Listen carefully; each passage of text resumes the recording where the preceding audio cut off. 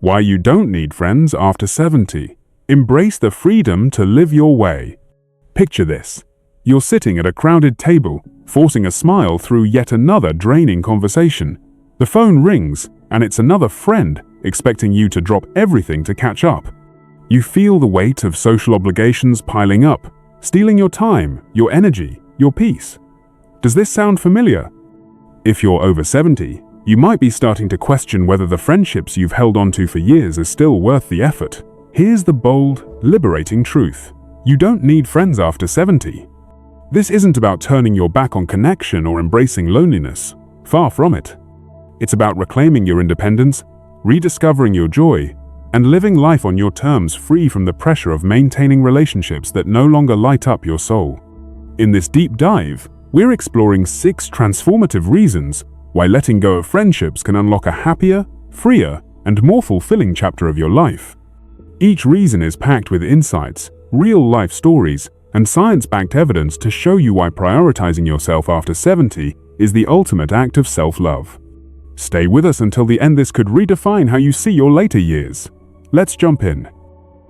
Number 1. You've earned the right to stop proving yourself. When you were younger, life was a performance. You had to fit in, whether it was climbing the corporate ladder, keeping up with social circles, or proving your worth to colleagues, friends, or even family. Every dinner party, every coffee date, every phone call carried an unspoken pressure. Be seen, be liked, be validated.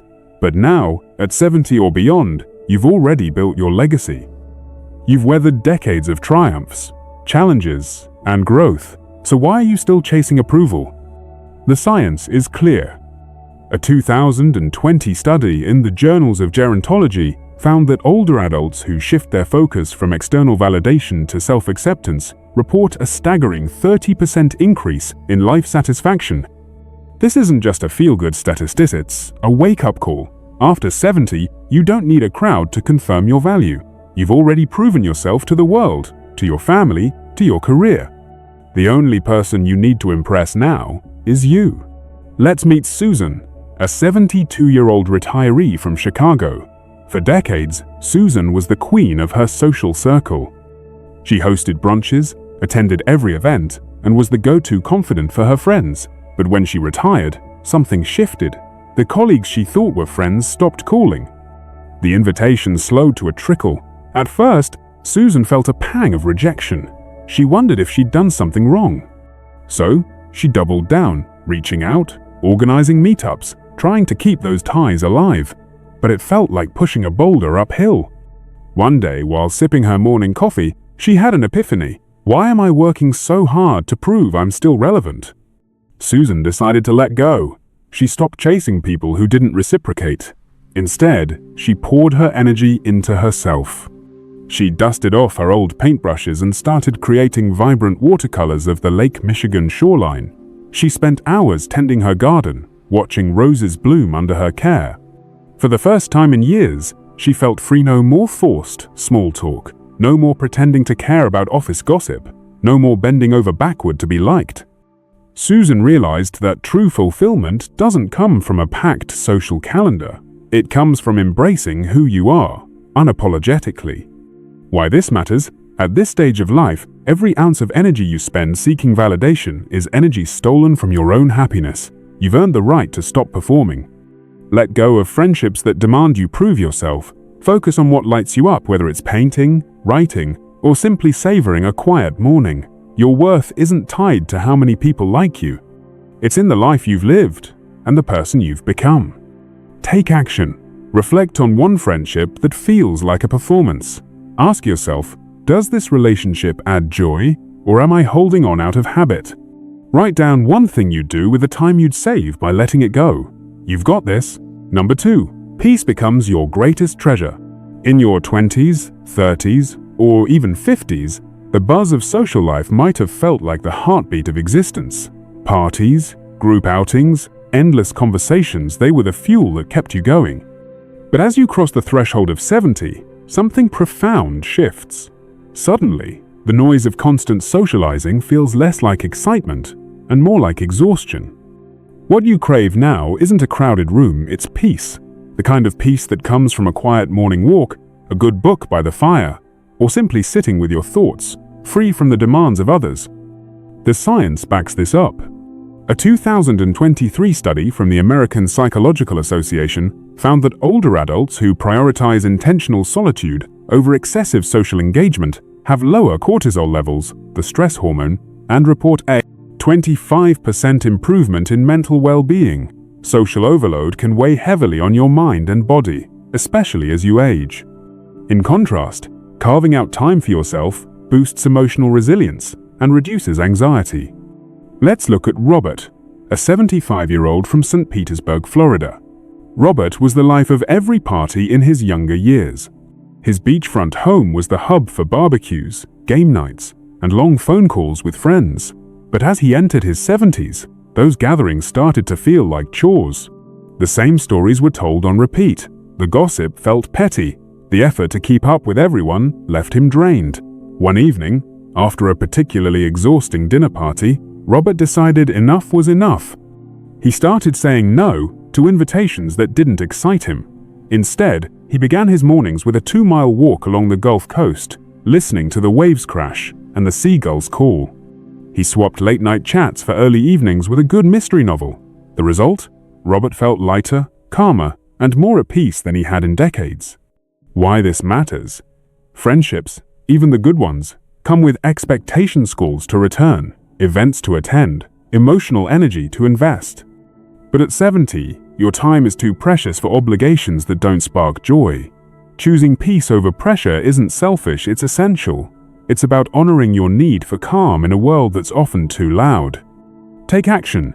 Try this for 1 week. Say no to one social commitment that feels draining. Use that time for something that soothes your Sula walk, a hobby, or even just silence. Notice how it feels. Drop 2 in the comments to let me know you're choosing peace. Number 3. Fewer friends, fewer heartaches. Life has a way of teaching us hard lessons about friendship. Over the years, you've likely felt the sting of betrayal, the slow fade of a once close bond, or the disappointment of a one-sided relationship. By 70, you've seen it all: friends who promised to be there but weren't, connections that fizzled when life changed, people who took more than they gave. Here's the liberating truth. Fewer friends mean fewer heartaches. The research is compelling. A 2021 study in social science and medicine found that older adults with smaller, carefully curated social circles experience 20% less emotional distress than those maintaining large, superficial networks. Why? Because fewer connections mean fewer unmet expectations, fewer letdowns, and less emotional baggage. Consider Linda, a 77-year-old from Austin, Texas. Linda was the glue of her friend group for decades. She was the one who organized reunions, checked in during tough times, and always showed up. But when she faced a health scare, only a handful of those friends reciprocated her support. The realization hit hard. Many of her friendships were one-sided. Instead of clinging to those connections, Linda made a bold choice. She let go of the people who didn't show up for her. She focused on her daughter, her one true friend from childhood, and her own passions like volunteering at a local animal shelter. The result? Less stress, fewer disappointments, and a heart full of gratitude for the relationships that did matter. Why this matters? Every friendship comes with an emotional contract, expectations of time, support, and reciprocity. When those expectations aren't met, it hurts. But at this stage of life, you don't have to tolerate that pain. You can choose quality over quantity, surrounding yourself with people who lift you up and letting go of those who don't. It's not about closing your heart, it's about protecting it. Take action. Think of one friendship that consistently leaves you feeling drained or unappreciated. Write down how it makes you feel and why. Then, consider taking a step back. Your heart deserves better. Share your thoughts in the comments with 3 to join the conversation. Number 4. Your time is worth more than gold. If there's one thing you've learned by 70, it's that time is finite. In your younger years, it felt like you had endless hours to spend on coffee dates, group outings, or long phone calls. But now, every moment is a treasure. According to the CDC, the average life expectancy in the US, as of 2023, is around 77 years for men and 82 for women. That means every day, every hour, every minute counts. So why spend it on relationships that feel like work? The science is eye-opening. A 2024 study in The Gerontologist found that older adults who prioritize meaningful activities over social obligations report a 20% boost in life satisfaction. Time spent on unfulfilling friendships is time stolen from the things that truly matter: your passions, your health, your peace. Take George, an 80-year-old from Seattle. George used to pride himself on his active social life. He'd meet friends for coffee, attend book clubs, and host game nights. But over time, those events started to feel repetitive. The small talk was exhausting, the complaints were endless, and the effort to keep up left him drained. One rainy afternoon, George decided to skip a lunch date and go for a 3-mile hike in a nearby park instead. As he walked through the evergreen forests, he felt a rush of clarity. This was what he wanted his days to feel like. He started saying no to obligations and yes to himself, cooking new recipes, reading history books, and even learning to play the guitar. George didn't just reclaim his time, he rediscovered his joy. Why this matters? Your time is your most precious resource. Every moment you spend on a friendship that doesn't fulfill you is a moment you could have spent on something that does. Whether it's a 2-mile walk, a new hobby, or simply savoring a quiet evening, you have the power to choose how your days unfold. Take action. Look at your calendar for the next week. Identify one social commitment that feels like an obligation. Cancel it and replace it with something that excites you. Drop 4 in the comments to share what you're doing with your reclaimed time. Number 5. The best companion you'll ever have. It's you. Here's a truth that might stop you in your tracks. The most fulfilling relationship you'll ever have is with yourself. By 70, you've spent decades growing, learning, and evolving. You know your strengths, your quirks, your passions better than anyone else ever could. So why look to others for companionship when you're already your own best friend? Science supports this. A 2022 study in Psychology and Aging found that older adults who embrace solitude as a form of self-companionship report a 15% increase in self-esteem and a 10% boost in overall life satisfaction. Being alone doesn't mean being lonely, it means being free to enjoy your own company, your own thoughts, your own rhythm. Let's meet Eleanor, a 76-year-old from New York City. Eleanor used to believe that happiness meant a full social calendar. She was always on the go lunches, book clubs, phone calls. But deep down, she felt drained. The conversations felt forced. The plans felt like obligations. One day, she decided to try something radical. She spent a week treating herself like her own best friend. She took herself to a museum, lingered over a cappuccino at her favorite cafe, and journaled about her life's adventures. To her surprise, she didn't feel lonely, she felt alive. Eleanor realized that she didn't need a crowd to feel complete. Her own company was more than enough. Why this matters? Society often tells us that loneliness is the enemy, but there's a difference between being alone and being lonely. When you embrace solitude, you unlock a level of freedom most people never experience. You don't need external distractions to feel fulfilled, you become your own source of joy, wisdom, and peace. Take action. Spend 1 hour this week doing something just for you. No phone, no distractions, just you and your thoughts. Maybe it's a walk in the park, a quiet moment with a book, or even reflecting on your life's journey. Drop 5 in the comments to share how it felt. Number 6. Letting go opens the door to true fulfillment. Here's the ultimate game changer. Letting go of friendships that no longer serve you isn't about loss, it's about gaining freedom.